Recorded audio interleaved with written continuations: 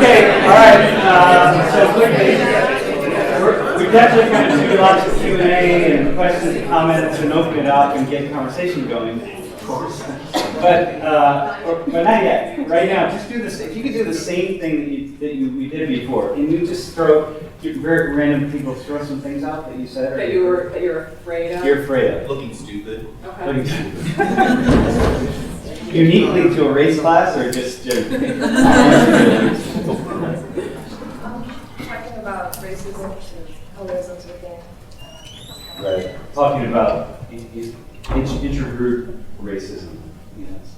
Yeah. How to handle when students, no matter what their race is, say something that's absurd or unreasonable, and trying to sort of duck out of that without offending them. Yep. Yeah. I practice that at faculty meetings. Okay, somebody else. Anybody else? I teach sociolinguistics, so I'm really conscious or afraid of kind of singling out particular students, Okay. and then particularly when they want to raise their hand and say something in class, that they might be then worried about using a particular feature that kind of picks them out or something. So, All right. yeah. Embarrassing students of color when they may only be 1 or 2 in the room. Okay. Yep. We were talking about being very conscious of being white people leading a conversation about race when obviously we experience race in a very different way because we can choose not to experience it if we want to. Okay. So where does that leave you when you're? Yeah. Exactly. So making my life part of the story. Yep. You know that part of the story. So wait, and you're afraid of making your life part of the story? I think I censor it out. Okay. Yeah. Somebody else? I'm afraid of students kind of misinterpreting data on race and using that to verify stereotypes. Oh my God. Yeah. I'm afraid of the student response, so what? Yeah, we know some racial inequality still exists. So now what? What are you telling us to do? Yeah. Okay. You used to see my teaching evaluations. Right? You would think that I get good evaluations. I mean, the things my students hate me. All right. Yes. The anger that can come out. The anger. That deep emotion. Anger and the emotion. Anybody else? Something that hasn't been said? Yeah, well, kind of like that, the anger of the students, but also my own anger that comes out. Yeah. And really having the environment to really go on and flesh that out and deal with it when the class is not really about that. Right. Yeah. Right. Yep. Yeah. Bringing yourself into the room. Right. So it's like it's very different for me to bring myself into the room than for you to bring yourself into the room. Anybody else? Anything that hasn't been said? Sort of like what you were saying, kind of reifying race in terms of sort of these racial differences and saying that, you know, even though we think that they're social and they're not biological, that yet they seem real in terms of the outcomes. And so if we can't explain them away, then does that mean that it's real in this way and not having, my biggest fear is that students don't experience any change in the way they see those statistics after the class. Yeah. Being perceived like the frustrated immigrant Latina that is always complaining about race. Why are you here anyway? Just go back home. Exactly. Yeah. Anybody else? Oh man, there's a lot. Well, thank you for putting these Yeah. fears out there. It's really valuable to hear them. And when we often talk about our fears in a public space, so we really appreciate that. And again, we're going to give you more time for us to then interact with each other, but we want to give you a little more so that we can really have a conversation. Okay, so thank you. Thanks for putting that out there. Yeah. It feels a lot more real. Yeah, because those are our fears also. I mean, Yes. most of them in different ways. It's the same thing. I walk in, with that all the time. My biggest fear, by the way, when I hear, now that you're saying all of yours, is that when I say this thing, that's all you are going to hear. You're not going to hear that actually there's like 15 other things I will also say, but I didn't get to them yet, or I can't, you don't know them now. And I'm like, no, don't just think I think that. There's all these other, how can you do that? How can you manage all these perceptions or the different aspects of things in one sentence? And I fear that people will just erase and everything that's coming next based on what the first thing was, or the one thing was. Oh, so yeah. anyway, I had that the other day. I did this class.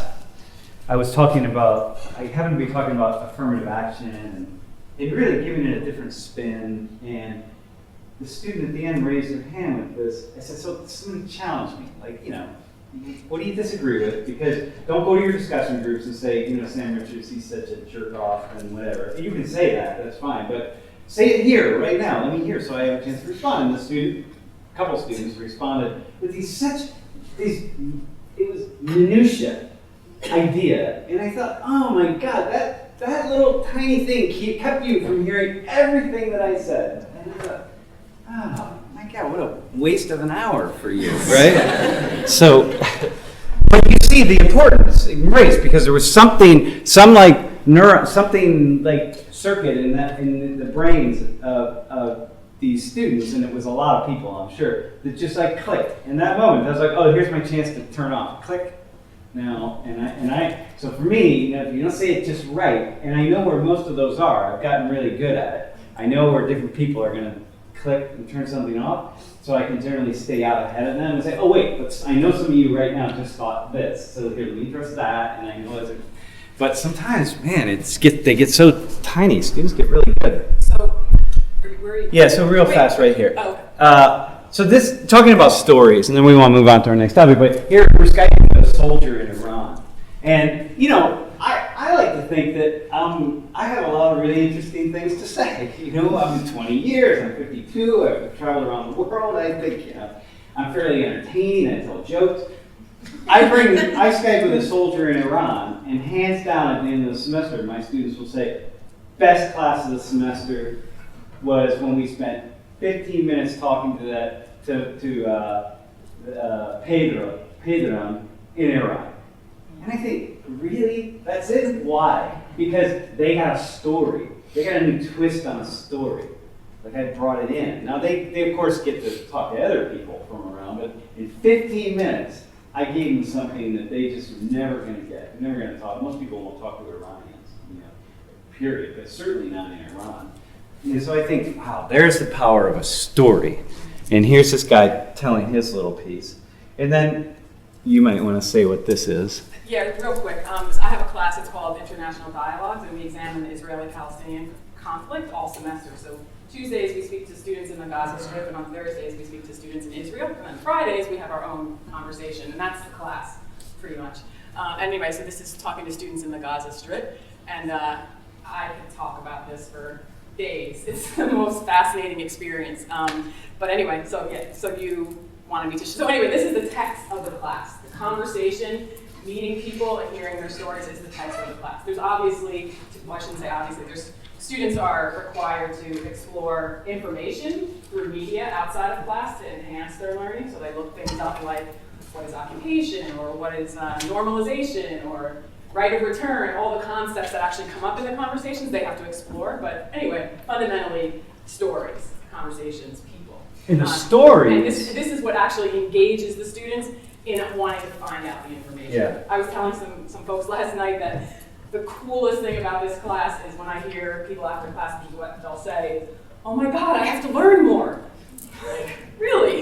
This is something I never hear at Penn State. But they have to learn more because they won't be able to have a conversation if they don't learn more about what's happening in the Middle East in order to have the conversation. So they actually are excited to go home and seek out some more information so that they can take the conversation further. And so that's like coup d'etat as a teacher. So anyway, I like to talk to people who feel like, you know, we can get negative about students. Students today, they don't want to learn. No, they're willing to learn. Just like all of us are willing to learn. well, when there's a reason, right? So this is part of it's an experience, and so it seems to me anyway, students are willing, we all are willing to learn things, but we're actually going to use them, right? So the knowledge that they're gaining, they're actually using it, and they want it, and so therefore they're engaged, they want to do it. It's very, very fascinating. So, but in the world of race and ethnicity, and talking about these issues, the opportunities to tell stories, to learn stories. You know, imagine, right? So you're talking about, Reconstruction. And, you know, you make contact with somebody in southern Louisiana or southern Mississippi who's got a grandmother right? And you can say, listen, can you get your grandmother onto Skype, and just put some headphones on her? And I'm going to call from my classroom. And I just want to hear what Jim Crow South, what her experience was. And I'm telling you, in 15 minutes, suddenly students are interested in Jim Crow. They want to know about Reconstruction. And you just got to set it up. I mean, I set one up with Pakistan. I'm talking to a professor in Pakistan. And I'm like, hey, can you, I'm going to talk to you in my class or whatever. It's just like, suddenly, this is real. You get a story. This is a real person with a real story. Now, it could be you. It could be your story. You can talk about your history or, whatever it is, whatever your history is as an immigrant Latina woman. But it's not the same. That's yours. Like, bring it from the out. It's just cool. It's important. I think we need to bring our stories in. But it's so unique. The opportunities are so amazing. So that's what. And then this gets to where we want to go next, which is really the methodology of working with this. Because when stories come into the room, basically the lesson plans are sort of out the door. And that was one of the most excruciating things that I learned or dealt with. Because I don't consider myself a teacher. It took me a while to really own that. But I'm not the person, even though I'm doing this right now, I'm not the person that wants to stand up and tell people things. I'm really interested in hearing from people. But anyway, still, in the beginning of time for me, I would go into the class and be like, okay, I'm gonna get to these 3 things. But once I open it up, the lesson goes out the door. And what I found was that the lesson is really in the room somewhere, and it's my job just to find it, not to actually bring it, but to encourage it to come forward. And it took me a long time to just abandon the lesson plan and just come into the room as myself and find out what's really there. What's hot. Yeah. Right. So anyway, the point is, when you bring those stories into the room, what do you do with them then? Because then it's like, oh, that person tells a story that actually breaks completely down who I thought they were and what I thought they were going to bring into the classroom for us to learn from today. And oh, what do I do with that now, right? Because this white guy who I thought was going to tell us about the white male experience suddenly is telling us a very different story. Okay, so there's something that has to happen differently. So a big piece of the work that we talk about is steering into the awkward moments, right? And they come up in many different ways. One is just a different expectation. I have an expectation, and what happens is different than my expectation. What do I do? Or we have conflict in the classroom between perspectives, and it's going in circles. Now, what do I do with that? Or something really hard comes up in the room in a way that I'm not sure about. What do I do with that? So, fundamentally, I think from, in different positions that we have in classrooms, what we're doing all the time is steering into those awkward moments. So those moments that you want to just be like, let's just pretend that didn't come up right now and just move along. Actually, do quite the opposite and go right toward it. So that when someone says something that I don't expect or that I feel is really going to be difficult to deal with, whatever, I go right toward them and ask them more about it. And we do different things, and that's actually what we want to talk a little bit. Yeah, we call it, did you say steering into the curve? I said steer into the awkward moment. Okay, we with our facilitators, we talk about it as steering into the curve. So in the groups, when they're running, we run about 1,500 groups a year. We have the class stuff, but then outside of class, we run about 1,500 dialogue groups a year, and they're trained to steer into the curve constantly. So me, for example, at the start of the semester, I had a woman, second day of all days, of my luck, amazing. The woman down in kind of in the front raised took the microphone and said something about colored people. She was white. And immediately in the room, and from the back, I hear this, ugh, and I said, excuse me? Wait, hang on. Where's that coming? I want to go to that. I want to go to whoever said that, whoever expressed that emotion. I want to go right there. I want to go to her. It turned out it was a woman. So I said, hang on a sec. So now the whole class is going. If you were on the Twitter feed that day, immediately it's like, okay, shit's getting down. It's about to get real. It's 2019. Someone's going to get hammered. This kind of stuff. So I go right up. And I said, hey, stand up here. So it happened to be 2 women. I said, hey, can you stand up and say, well, what's going on? What happened? So steer right into the curve. Don't back away. Let's not pretend that didn't happen. And there's so much good meaty. I opportunity, you know, to have a serious dialogue. And so, and of course, me. Can I Yeah. just say? And I think just to not forget this point, so steering into it, one is turning toward it, right? The other is what do you do when you turn toward it?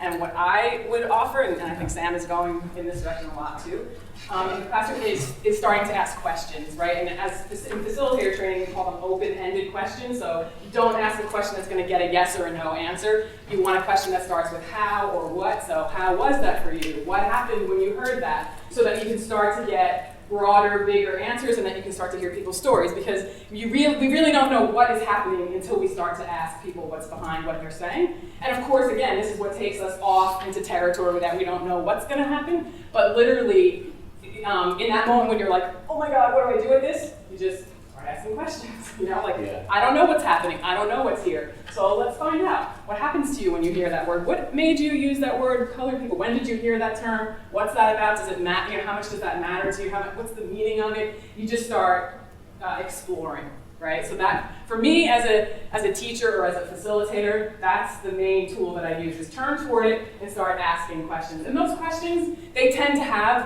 action. I mean, you're going to get emotion, but at the same time, because you're asking and you're listening and you're asking other people to listen, there is, on some level, a soothing quality to it, because now you're not in that, like, this back and forth, anger. It's like, no, wait, before we go just toward that, let's hear more, right? And for most people, when you're being heard, you start to calm a little bit, and that's very important when you're dealing with people, especially in huge contexts, to get a sense of calm and yet to still be able to find out what's going on. And that said, there have been bitter arguments in our groups and in our classes. I mean, I've had some amazing bitter stuff. I've had almost people come to blows in the class.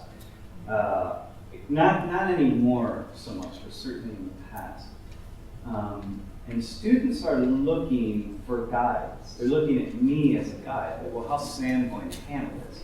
And the more I'm willing to walk right into the middle of these conflicts, the more they can then not only trust that it's okay, but two, most importantly, that it's okay to have conflicts. Like, it's okay to disagree. Like, this is all right. What we're always saying is, do not leave and have the conflict with your roommate talking about what so-and-so said in class or what happened. No, have it right here. Like, put it out right here. And then, but of course, you know, it's really important, and we're going to talk about this next, but you can't take sides. You got to be able to be on multiple sides. And you got to be able to sit with the emotion. You know, you got to sit with it. And like the tear, whether it's tears or anger or whatever, it's okay. It's okay. But that's our work as people, whatever it is, wherever we're coming from. Our work is to say, look, like when Lori is upset about something, you know, how do I react to her tears? Or when she's really angry, how do I react to that? And how I react to her, I mean, this is the homework here, right? So the stage is the stage. You don't do your homework on the stage, you know, you like deal with it. So how I'm going to react to her is going to be how I'm doing it in front of a group of people. And how I do it in front of a group of people is going to be how I do it with her. And so there's a way in which teaching is bringing our real selves into the room. And this is the work that I'm doing all the time. You know, I'm working at it. And learning other people's stories. So me, understanding the limitations of being a man, right? Being a man, and being white, and having certain experiences that I have, and being heterosexual. What does that mean? Healthy, able-bodied. Healthy, able-bodied, so right-handed, so many things that understand the implications for those, right? And then work with that. And the degree to which I can't really tell a story, then my goal is to get somebody else who can. You know, who can. So, you know, I had the other day, there was a woman who was South Asian who was really just arguing against the fact that, you know, people can't pull themselves up by their bootstraps. You know, like, come on, like, get it. My parents are immigrants. I can do it. You know, we came from Southern India. We came from poverty. Like, come on, other people can do it. And I said, well, hang on. I need somebody else to tell the story, to respond to this. Like, I couldn't tell the story. like of an immigrant story. Like I couldn't, but somebody else could, right? And then I steered right into that. So she's confronting it. I'm going to go right toward it. Like, okay, so you're not believing this. Okay, that's cool. No problem. Let's keep going. What's the next kind of thing? Before the video? Yeah. So, And then we're going to open this up to yeah, just I think one thing that goes along with this is about in the classroom seeking. So we want all of us greater understanding when someone leaves a classroom.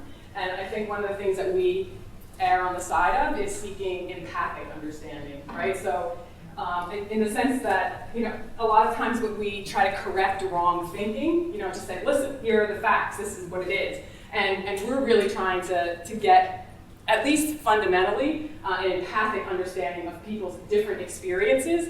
And we think that the wrong thinking will, quote unquote, correct itself, right? Where people will take in data once we can get them to understand that other people's experiences are not theirs, and vice versa. And that somehow we as humans and people becoming adults have to find some kind of way to integrate these multiple truths or narratives into our lives, have some way to manage that. So we're really trying to get people to develop that kind of empathic understanding, not just to seek out what's wrong ideas, right? Because there's a tendency to do that. And we've gotten, and we get critique for the fact that we don't correct misinformation, especially in our small groups, like our peer facilitators. Their job is not to say, oh, actually, it's not really that. Here's what the median income is, or here's what it. Whereas, you know, we don't work at that level. We ask them to develop understanding in a more empathic way. Yeah, because we do a lot of research on this, by the way, and we find that students they'll, even if they're slightly challenged, very often they'll go back and they'll look it up themselves, so we don't have to check it.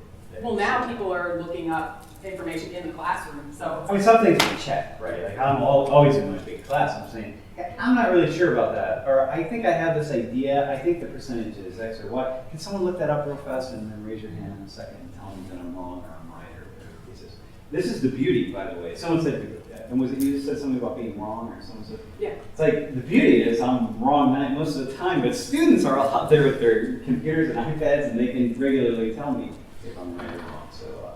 So that's kind of that's really kind of a beautiful thing. So and we also realize that in all of this work, which is deep and emotional and sometimes conflictual and painful, we both in different ways use a lot of humor and playfulness in our work, and it allows us to approach people and approach difficult moments. Just allows us to do that, or even to bring those difficult moments in. Like sometimes things will happen in a small group. It'll happen, you know, at this moment, and I just know that it just happened, and I don't go to it for a little bit of time. But in the meantime, when I go back to it, I'm like, hang on, remember that moment a little bit ago when you said this and you said that? That was kind of a conflict, right? So let's go back to it. So I play with it a little bit so that we can walk into some things more easily. There are no videos of me doing, but we do have some videos of Sam doing some playful things that we also thought in terms of methodology in the classroom would just be fun for you to see. Yeah. This is called Finding a Redneck.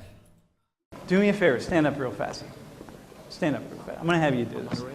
You're not you might be a redneck and you don't even know, man. All right, I know you're not. I want you to find a redneck in the class. Oh, are you for real? Yeah, dude. Now, you might be nervous about it, but listen, there aren't that many in here, I'll tell you, and there are many more brothers in here who got your back, so don't worry about it. I'm right there. No, hang on, wait, turn around once, real fast. How many people in the class, close your eyes, don't look. How many people in the class would identify, like, and I don't mean like completely, like everyone, but could say like, yeah, I'm a redneck, I'm from redneck culture. Oh, dude, they're all over the place, man. I'm telling you. All right. So who? Go ahead, pick someone out. You can walk up the aisle a little bit. You know, you got to walk up the aisle, dude. You got to get a close-up look. Who would you pick out as a redneck?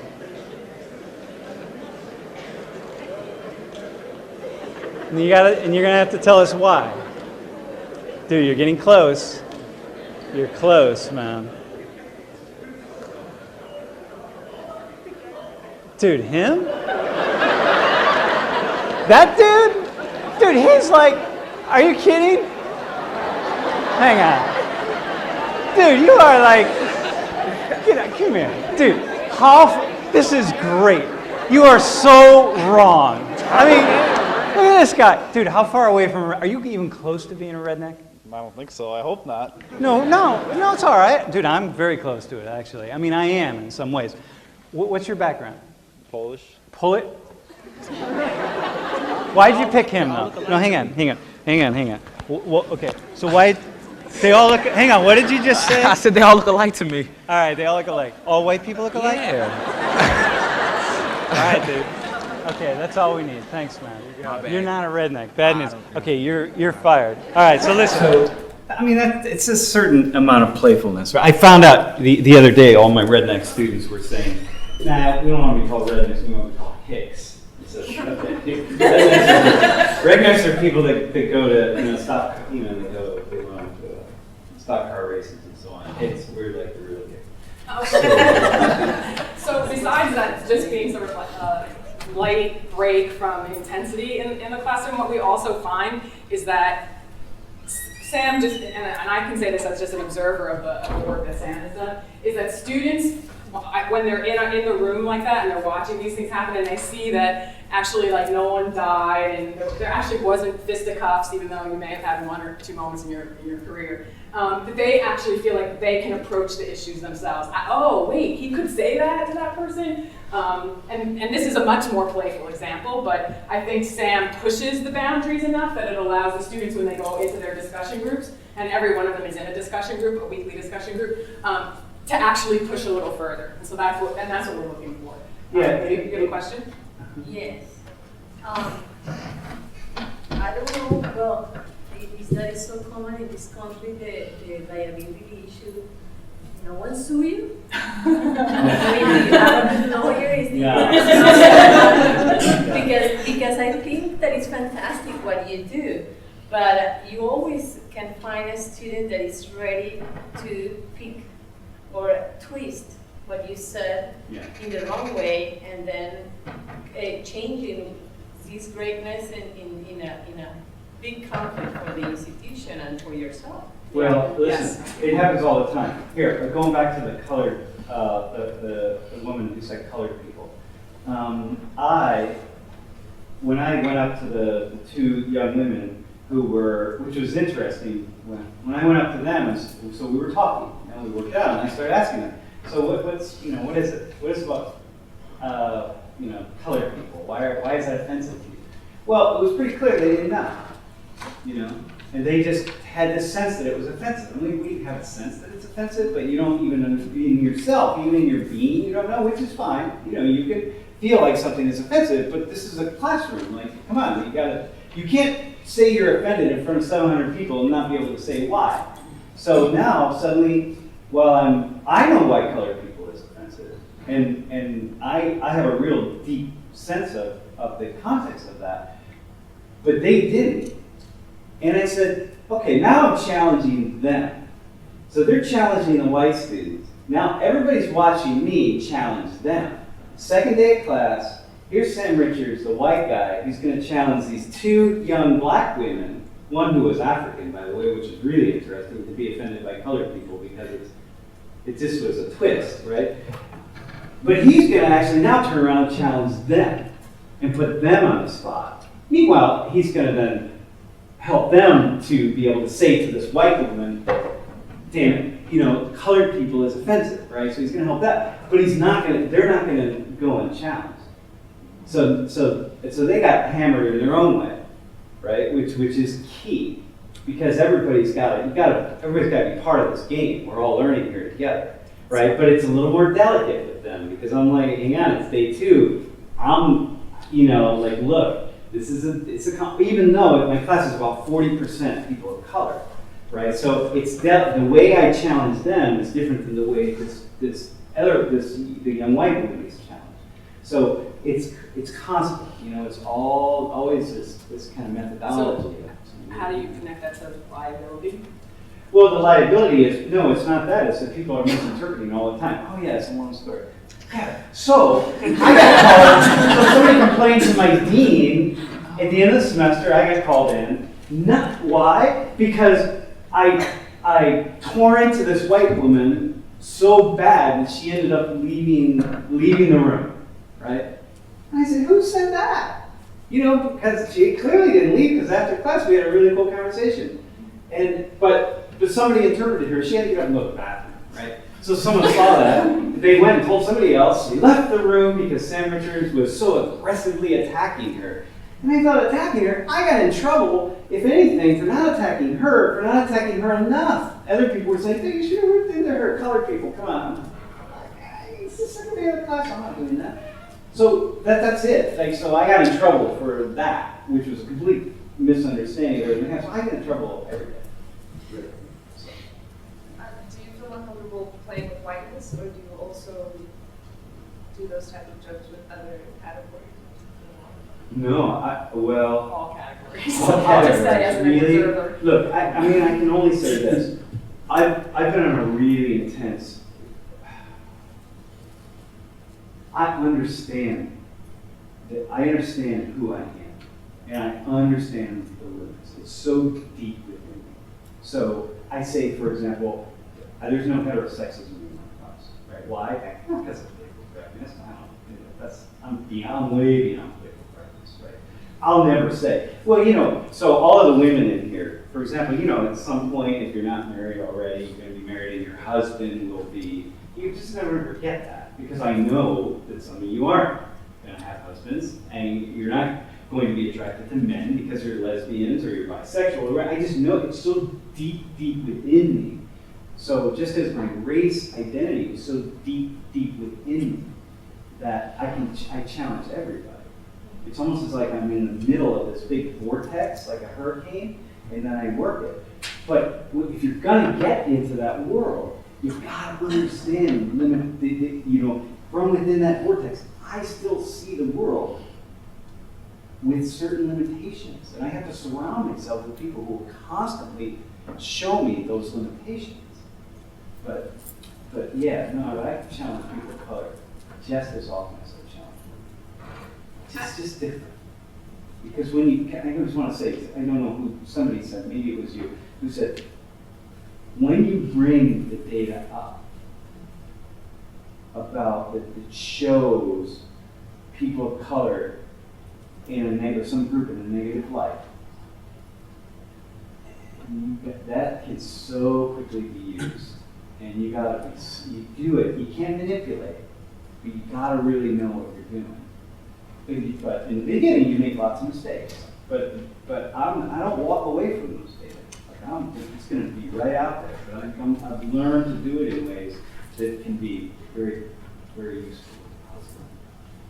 Also, just on that note too, I think in the earlier parts of our work separately, I think we both challenged white students more than students of color. But Definitely. we started to realize that students of color were in the process too, and they were seeking learning and engagement and their own transformation, and that it's incumbent upon us to create a classroom where everybody is challenged and everybody has the opportunity to see things that they hadn't seen before, understand people in ways that they hadn't understood before. So I think we really very consciously, even though it's actually really risky to do that, especially again when you only can represent one race, culture, position, to do that. And so even, you saw the image of me with students, and I was talking to students in Gaza. We've been doing that for 5 or 6 semesters, that particular engagement, and it's only now that we're at the place where we're starting to challenge the Palestinian students in terms of their, so it's very much they want to tell Americans what's happening in their world, which is very important because we tend not to know what's happening in their world. But we realize that they don't get the full experience if they just tell us, as opposed to what we've learned is that they don't have a lot of pushback on their perspective because they're in a place where their perspective is the perspective around them. And so we've come to a place where we're actually starting to push into that for them and seeing a lot of richness come out of the experience that they then have, is to actually say, oh, wait a second, we disagree with each other, or we're going to start disagreeing with each other, and to watch that happen has been pretty powerful, but also a slow process to be able to do that respectfully and in a context that makes sense. So anyway, we're definitely always working on that. What you want to say? Yeah, I think the question was more though about the playfulness with certain terminology. So thinking about an equivalent term for redneck Yeah. or somebody else for, brown and black folks, would you, use those types of terms? Oh, yeah, You know, sure, I call black people, I'll say, hey, I need a Negro. Can I get a Negro out here? And then the class is like, oh, God, okay, right. But it's not, it's just like, you're gonna have some fun. But I know what I say when I'm using that word, right? So like, for example, I mean, let's be like, yeah, not offensive, right? Like there are lines you don't cross over, like dropping the N-bomb, like no, you don't do that, right? There are certain things you don't. There are words, but there are some words that we can say. I will say, hey, colored people, what are colored people, right? I can say that.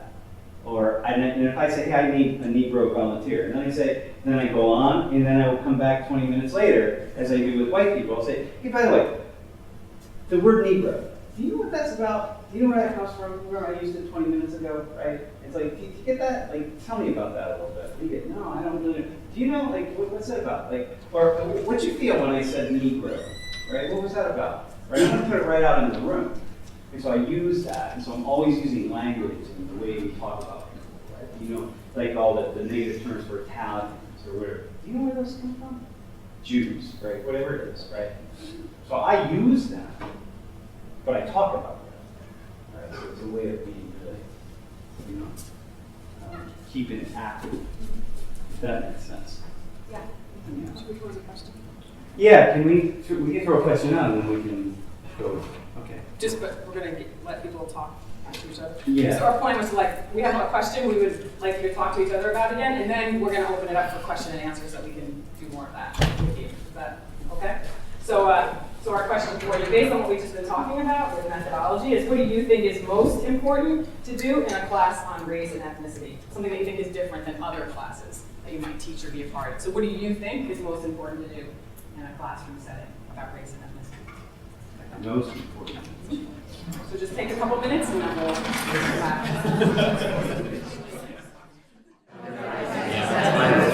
Let's open it up here. So we what are maybe some things that came up that you're saying, okay, you two knuckleheads, what about this or what about that? Creating a safe space for everyone. What's that, creating a safe space? For everyone. That's what you're thinking is the most important. Yeah. Yeah, I would say. I think dealing with allowing people to actually respect and allow them to deal with their emotions. Because we don't normally ever like to do that or even take the time. Or a lot of disciplines, you don't have a lot of emotional content, so it's not even something we're sensitive to. Which is really unique in dealing with race. Yeah, somebody else. Well, sorry. And the one course that I teach is that, I should say it's important for me, hopefully for students, is I want it to be an open space and a safe space where we can talk, but when we put up statistics, for me, the longer term goal is to see different statistics 20 years from now, 30 years from now. And so what I always tell students, I would prefer to give you a grade 10 years from now. Yeah. And some of you are going to get A's and some of you are going to get F's. Yeah. Because if we can't engender that kind of behavioral change, then we keep a conversation going with college students, the vast majority of which are in the middle class. And so you can cross race at that level, but it really isn't going to change our racialized society. Oh, very cool. That's very cool idea. Yeah. I've never heard anybody say that, but yeah, that's very cool. Yeah. I think kind of with that, it's not just about creating a safe space for open discussion, but for listening. I mean, being able to create a space where people actually are listening to one another. Yeah. I think one of the ways that I do that is I make it very clear at the beginning of the semester that when my students are speaking to the class or even in their small groups, that they're playing the teacher role, right? And so that when they're listening to someone else, they're learning. And then when it's their turn to talk, everyone else is learning from them. And so that really helps to create the dialogue and the safe space for them to talk about it. And I tell them, I learned from you too. That's one of the reasons why I continue to teach. Because it makes it very exciting for me to hear what they have to say. Yeah. We said much of that, the safe space, also giving voice to your own story and an opportunity to hear other stories. And also I found that journaling helps a lot too, because even as much as you will share in large and small groups, a lot of times the journaling really takes it another step further. Yeah. Yeah. I try to create activists, and I spend a lot of time in class on really negative topics, and I try to not have the end result then just sort of sitting in this, molasses of negativity. So I try to have some kind of activist component to the class, so they feel like they have some kind of agency, or some that they can make some tiny change. Cool. Yeah, somebody else. You had your hand up? Oh, yeah, I'm an anthropologist and I teach race and racism in Brazil. So for me, the most important thing to understand from my class is what knowledge they have of race and racism in the United States, and where they're coming from. So what are their different subjectivities, because I feel like that's always, before we can start talking about another nation, and it's very easy to say that's the way they do things over there, and I can't believe that they would do those types of things over there. Then it always, in the past, I would just start with Brazil, and then I would have to stop in the middle and just go back. And we would have to do race in the United States so that we can have a real conversation. I think this is probably true with every class, but more with race for me than others. I feel like one of the important things is getting students to think about how they think, where they're getting the information that they think they know. Because I feel like in my race class more than others, students bring in a lot of misinformation, but also students bring in a lot of information that's just very particular to a single group or a very segregated space. And so getting students to think about where they get the information that they already have, I think they now understand the whole. Yeah, that's right. Right, like if you just look at, if you want to understand China, and you can just watch the evening news and you see the huge buildings in Beijing and Shanghai, and you think, okay, that's China. You don't know anything about China. My gosh. Yeah. So anybody? Does anybody have any? Okay, so let's have a little kind of back and forth. Who has maybe up till now on this issue? We could maybe some questions. Yeah, things we've said that want. So I'd like to know how you set up at the beginning the course, the students' expectations of this kind of group dynamic that you're going to have. And I assume with 700 and however many people, like there can't be a one-on-one. There's no one-on-one initial contact, but clearly they consent to have a kind of rollicking emotional experience. They consent to a certain amount of possible public call-out, humiliation, in quotes. Yeah, we try not to have that. I try not of to. course not, but people will feel it.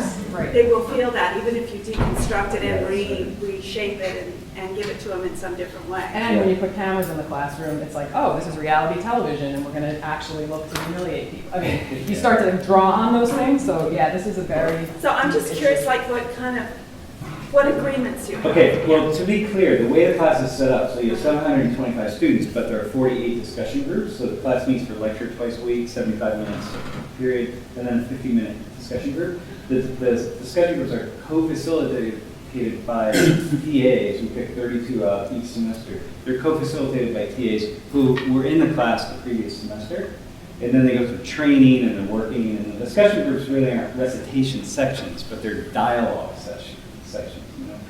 So I think we set up, the best way that we set up, or what I could say certainly for me, is modeling as best as possible, as I possibly can, to hear multiple perspectives on things, and modeling the idea that I don't have answers. And that I'm not here to provide answers, I'm here to engage in an exploration. It's so similar to what somebody just said about I'm here to learn. And I think it's really that, it's modeling. Look, this semester, I committed a grave error. About week 3, this woman, I don't know what I was talking about, but she tweeted, because there's an active Twitter feed in my class, so this is going on all through the class. And she tweeted, if you don't like it here, leave. meaning if Sam doesn't like it, leave. Oh. Right, if you don't like it. I don't know if it Oh, I was think even that's me. my impression. Yeah, maybe it was. Who knows? Well, Not what just talking directly to you, Yeah, that's maybe- why they put it up. Yeah, so they put it up on the feed, my PA, so they'll put something up for me to respond to, right? Like, man, you really have made somebody angry, you need to address this, because the Twitter feed is going wild, right, it's getting retweeted, so like, okay, back up, hang on. So, instead of doing, what I should have done was facepalm, just right, okay, let me move on with the class. That would have been a perfect message. It's just like, you can interpret that in 1,000 different ways. I could have just done that. I didn't. I let, and this rarely happens, but I just stung her. It was a woman. I just said, we're in college, please. We're in college. Come on, are you kidding me? Oh, I can't believe I said that. I must have been off that day. I needed a chiropractic adjustment or something. Worst possible thing on week 3. You don't do that. And yet I got my point home. So half the class is going, oh, God, thank God you did that. I mean, please. Especially all my students who are from other countries, international students, and so on. Some people were really angry because they felt like I went too far. And then other people just didn't care because they were busy figuring out where they were going to party. So that's what you don't do. And I think also in response to your question, we're aware that because we've been doing this at Penn State for so long, there is a reputation that precedes the class. So students take the class because their friends tell them to take the class, and so they've already been prepared, which is a privilege on one level, that the things wouldn't happen in that classroom if students weren't already consenting to be a part of this larger experience. But we're very aware of the trust that is fundamental to the class.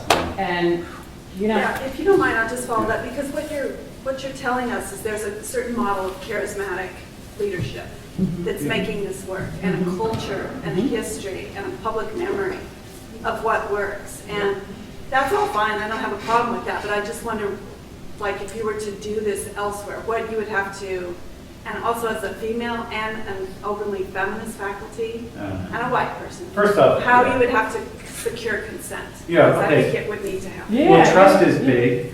Steering into the curve.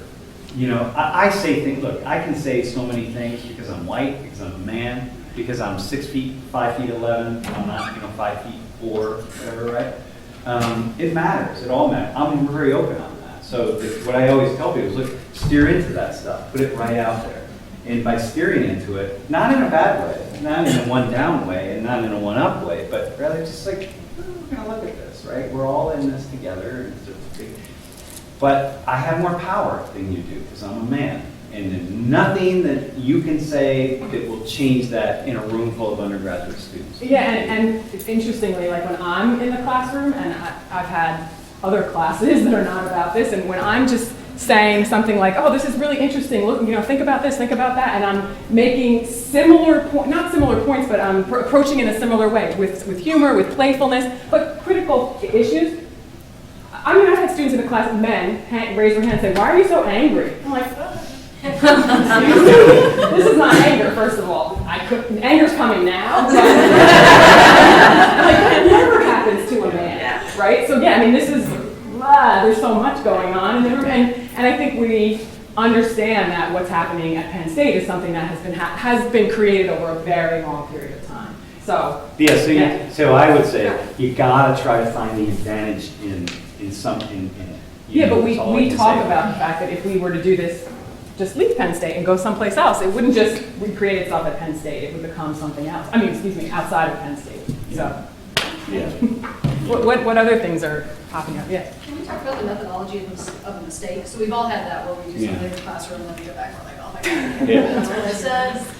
I so wish I had handled that differently. Yeah. So with this approach, do you then go back and revisit that moment and say, boy, did I really mess up there? Or do you figure that just makes it work? Like, what do you do? I went right back in the next day. I apologized. I said, look, you've got to it's not easy talking about race, and even amongst your friends, let alone in front of this many people, let alone when we have the live feed going and people are watching it in other places. I said, I'm sorry, I can't, but I said, look, you gotta understand something. I've traveled around the world. I live my life in immigrant communities. Like, it means something when you say something like that. I mean, come on, really? And then I went back and said, really?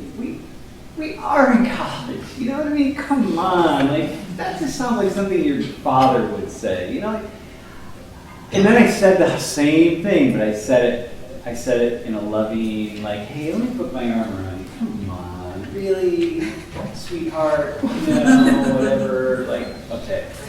I went right back. I went steered right into the curve. And I said, I'm an idiot. You know, really, I'm an idiot. Allow me to be a buffoon sometimes. It's okay. Yeah. So, we had a question during our discussion about your incident where you said the dean called you on the carpet at the end of the semester? yeah, right.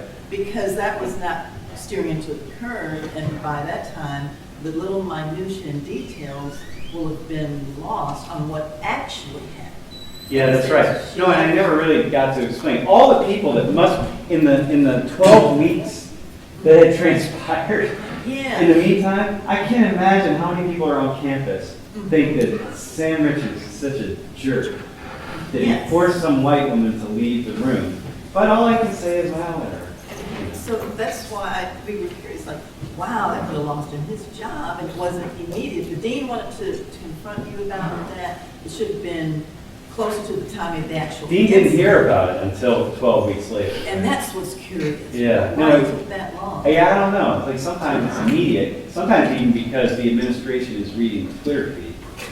Right? The Office of Penn State Communications watches my Twitter feed to get a sense of that. You know? Which is, and I guess Sam will talk about some of this later in the session about technology, but you know, those of you who pay attention to Twitter, it really is, I mean, there's a part of it that's engaging, but there's a part of it that's a performance, right? So students are trying to say the coolest thing, the funniest thing that's going to get retweeted. And so when anybody's looking at it and thinking, oh, that's what Sam said, or that's what the class is about, you know, I watch it and I want to die. I can hardly look at it. I don't know how Sam can tolerate having things be taken out of context. The most explosive things, and then out on the Twitter feed, and that's what the dean gets to see. And actually now that this class, you know, is being filmed and you know, looked at to be on the World Channel potentially, now everyone at Penn State is like, oh, can we think about this class a little more closely, because we're worried about, you know, what's actually happening in the classroom. So that's all.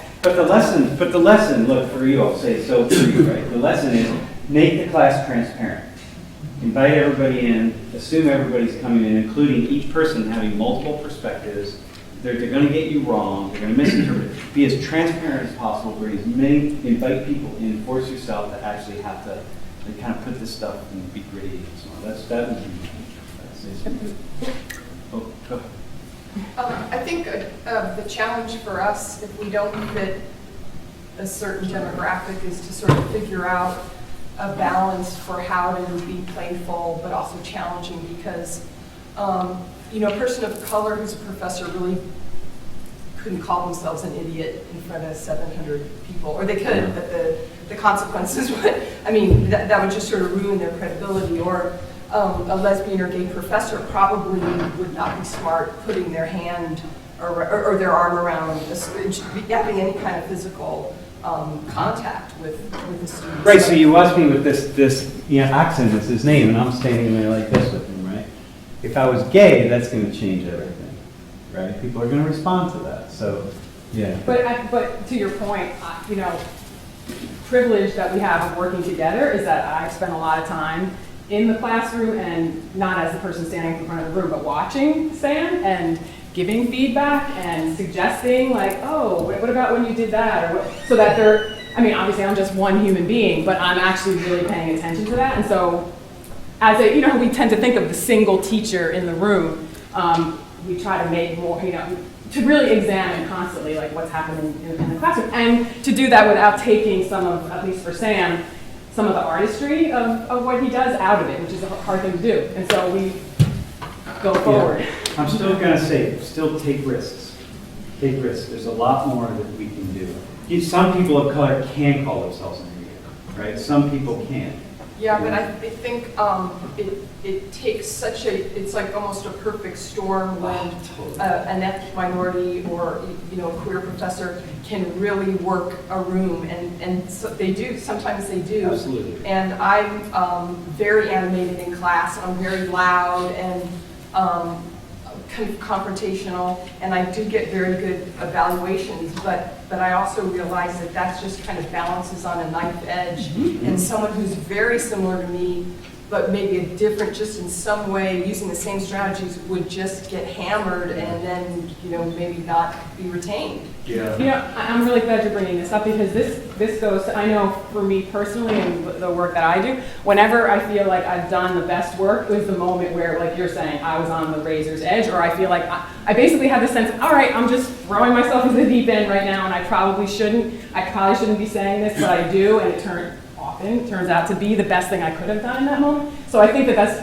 always really important, but because most of the work I'm involved in is training undergraduates to become dialogue facilitators, the thing that we're always working with is, okay, so here are some of the skills, and here you're watching different ones of us model how to facilitate, but you have to find your own way to do it, because how I do it is how Lori is in the world. That's just me, and please don't be me, or don't be Sam, or don't be you. Be you. Like, find out how you are in the world and how you relate to people. So, and actually for me, that's a bigger message of what we're doing today. Is this is just one way that, or two ways that, you know, we can work with race in the classroom, but it's not the way, and it's just two people in the world, how we're doing it as ourselves. And so I'm really happy that you're bringing that up, because I always think that it's the best to just find your style. Like, somebody can teach you how to play the piano, right? Here are the chords, here's whatever, but you have to make the music, you know, how you make it, or else it's not going to be music. So I'm glad you're bringing that up. It's hard. It's difficult. You have a question?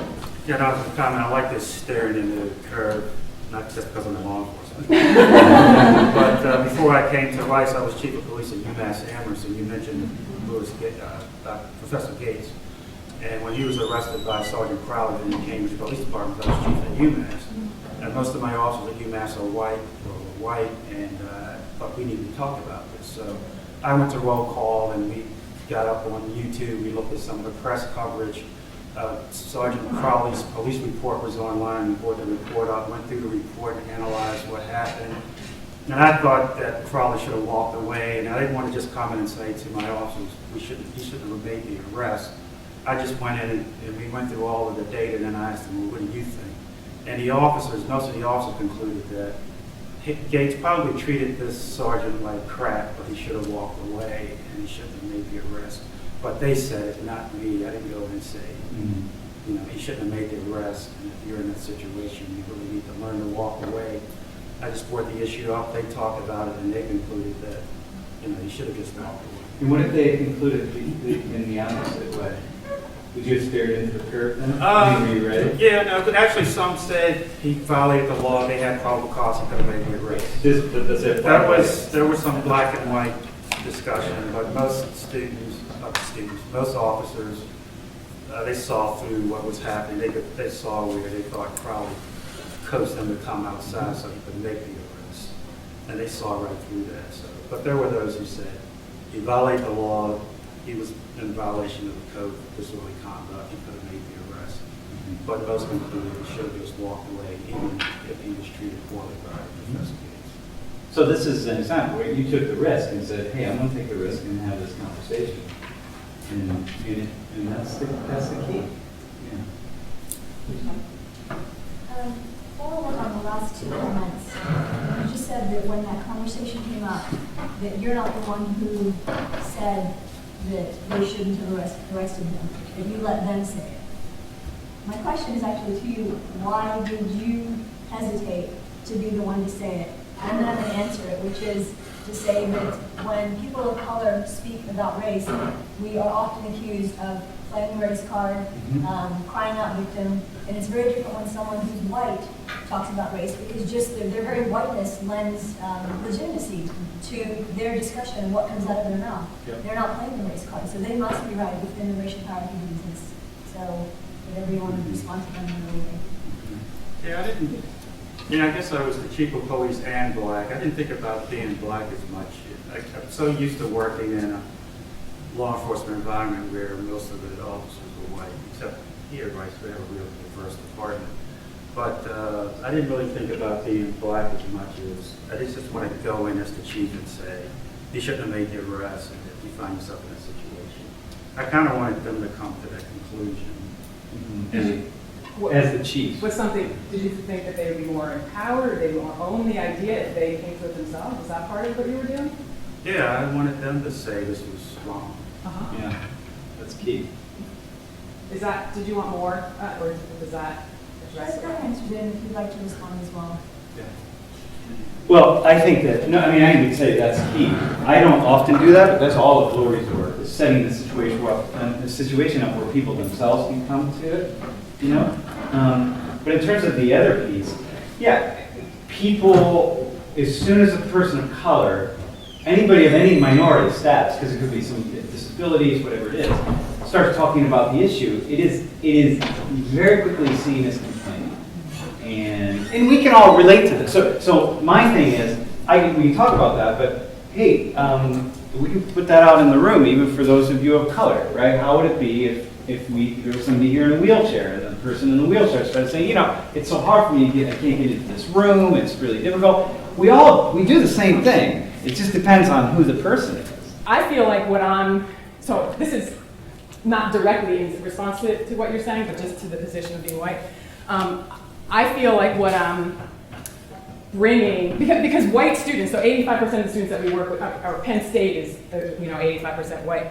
And white students get to that point with us where they're like, oh, you just want us to feel guilty, and then they have their ways of just dismissing us, But nonetheless, your point stands. But anyway, what I feel is that as a white person who has grown up in a racist world and was trained to be a racist, and I am not the person who was like the liberal who always thought everybody was so cool, and I was the person who told people to go back to Africa, and that was my growing up, and did that in a classroom and was not challenged by my teacher, by the way. In high school? In high school, yeah, in New Jersey. In a place where it's hard to imagine that you could grow up surrounded by white people, that I was.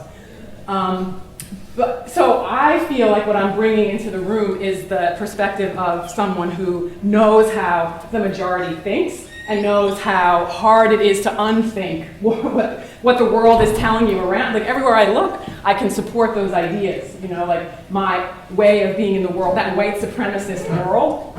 Everywhere I look, it's like, oh yeah, it's true. So what I bring into the room, I think, is the experience of having dismantled, not completely, but dismantled a lot of that, and know what goes along with that, and know what has to get left behind, and I think that that's just a valuable piece to bring into it. So I don't bring into it as like, well, I know what the experience of racism is. Like, no, I know actually what the experience of being a racist is, and so I'm coming to this from that perspective, and I know that has its own value. So it's something in response to what you're asking. Yeah. I have a question, but I also want to respond. What's not? I'm Elizabeth. So one of the things I wanted to say about that is that I think you're right. Obviously, as a woman of color, I have been through that moment. I think part of it is also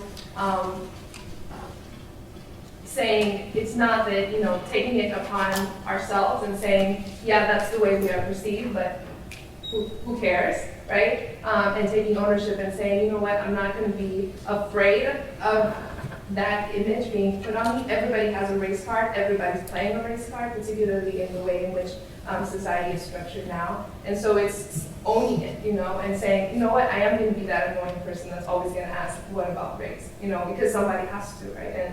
And I don't think that everybody has the subjectivity, but I think that we all have a form of power, right, that we can harness in a certain way, and we can find ways of harnessing. So that's just kind of, I guess an experience for you. I don't know where you are in your life.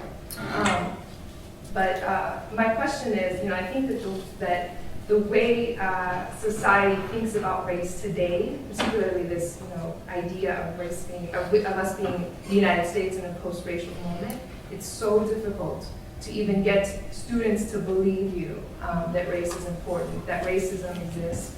Particularly racism, right? Because in many cases, it ends up being discussions about racism and not about making race real biologically, et cetera.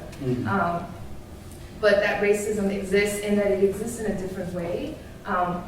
one of the things I feel, or I guess my question is, what types of tools do you think you're sending students out with? Because at the end of the day, they're going to their, segregated, racially, they're racially segregated spaces, right? The United States is extremely segregated, and they're still going back and into these spaces and having conversations among themselves, and that's where, that's why I think your Twitter feed and all of that is really interesting, because you are tapping into spaces that, are really revealing some of these conversations.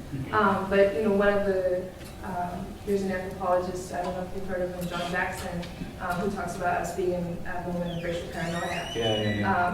Where everybody is making racist comments among their own segregated circles, but nobody's talking about it, and it's not politically correct to be racist, right? So how do you point those things out? All right. Okay, so I think, first of all, we know that everything we're doing is small. We talk about tiny acts, have profound effects, but still we know everything that we're doing is small. I think two things that we believe in is in terms of a tool, although it sounds strange to say it, is relationships. So we know that out of those 725 people, when we put them in discussion groups and they actually are talking to each other over the semester, that whole entire semester, they're building relationships across different cultural lines, and we know that that's important. We know that when we start to, and our facilitator team is a very mixed team, and so for them, we can watch with them really closely how once you're in each other's worlds and you're living in each other's worlds, not just like meeting each other in the classroom, but now you're friends and now you're getting pulled over together. We used to hear stories about that, or going into stores together and having those classic moments with one another. We know that makes a difference, right? And we also, a tool, so somehow that's a tool that we break a little bit into those segregated worlds. i.e. getting people to form relationships. And even on campus to collaborate across the student groups and, to co-sponsor things in ways that sometimes, that's where we see obviously a lot of segregation. And the other thing is critical thinking. I feel like if every conversation for me, it seems, gets down to contradiction. Right? So, you think that, but by the end of this conversation, you realize that that thing that you think actually is in contradiction to this other thing that you think. When people recognize that, I love it, because it means you can take that tool, you can unpack concepts, and you can unpack your own way of thinking, and then you can unpack other ways of thinking and media that's being projected to you all the time. So I think this critical thinking, so anyway, not just your own contradictions, but the paradoxes that we encounter in every bits of our world. I feel like those are two tiny little tools that come out of this work that definitely are transportable. I'll give another quick one too, because we're talking way too much. For me, the inequality piece is key, but you can't talk about inequality until you talk about relations and all the other stuff that go along with it. Like, people just won't hear the inequality stuff. I used to spend about half the semester on inequality, and I was a faculty member in African American Studies at Penn State and taught the race and ethnic inequality class for 11 years, right, a 400 level class. I know inequality inside and out. I now spend 2 weeks on inequality in my race relations class. But everything I do is building up to those 2 weeks. And I do it on about week 8 and 9, after I've really built everything up, and then, boom, you get inequality. And then I spend the next 5 weeks or so massaging them so that they remember those 2 weeks. And that's a particular tool, right? I'm working, I got it, I've strategized.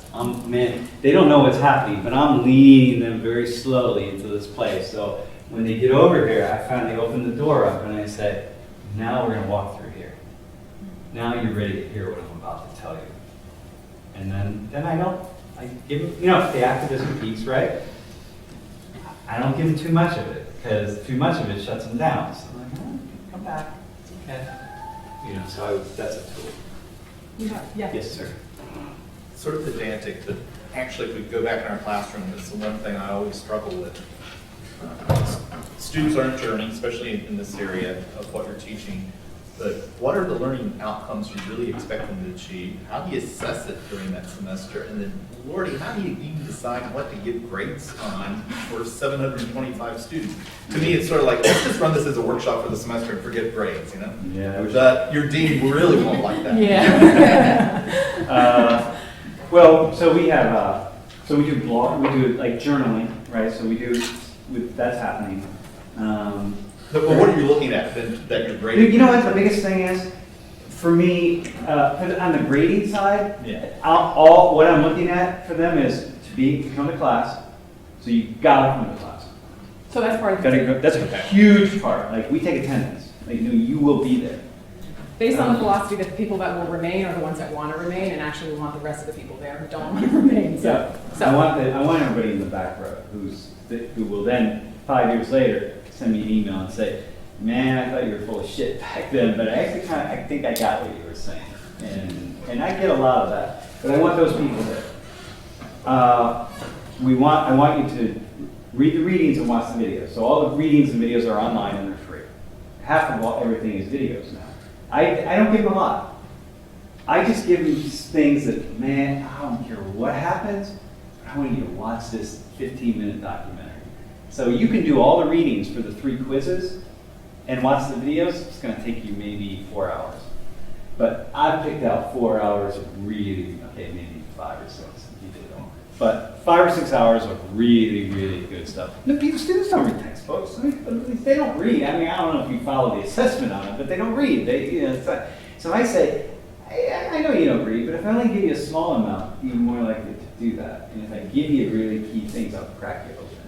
So you're just testing their... Testing that, so that's what I'm testing. I'm testing, be there, do the readings, watch the videos, and hopefully things will open up. But what I'm really after is critical thinking. It's all about critical thinking. Man, it's just...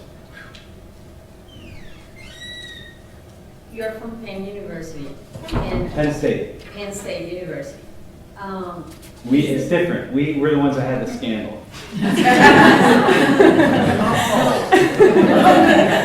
My question is, have you done this type of class? It's just in Texas, or have you done this in different universities around the U.S.? This is the first time that you do it? Did we do a talk like this? Uh-huh. No. We do a number of talks, yeah. First time in Texas, though. No, it's because my perception as a foreigner is that is this more progressive thinking of North, but in the South, it's really tough. I did my doctorate in Alabama, and when I moved to this country, that was the place that I was living for 6 years, and these type of talks never happened. Yeah. And I remember when I left, one of my last night, the dean was very proud, saying, "Yeah, we are now the most diversity university." And I said, "Well, what do you imply, or how do you find diversity? Is by the number of students of different races that are in your program, Yeah, that's right. or by the way that they mingle?" Exactly. I was a TA for 3 years of the HIV/STI course, and in one side of the classroom, the European descendant, however called students were sitting, And the other side, and black in the other brown. side, blacks and internationals. Yeah. So it's interesting to see in different universities that I visited that pattern remains. Yeah.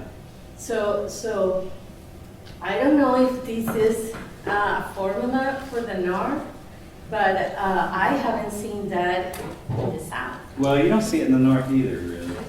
I think it's different. I don't know the South intimately. I've spent time in the South, but I don't know it intimately. But the North isn't that different. Well, like central Pennsylvania, actually, Yeah, is yeah. not really, this is like, we don't, the feeling of being welcomed with open arms or supported or encouraged to do this is definitely not there. But again, we haven't spent enough time in another place to be able to compare it. But certainly this doesn't feel like, everybody's on board with it and can't. Yeah, because I wonder how would a lecture like this will be received in the Deep South. Yeah. Probably very differently. I would just throw more humor into it. More self-effacing humor, actually, which I'm pretty good at, but I would do a little more. maybe different. Yeah, I'm sure different. Absolutely.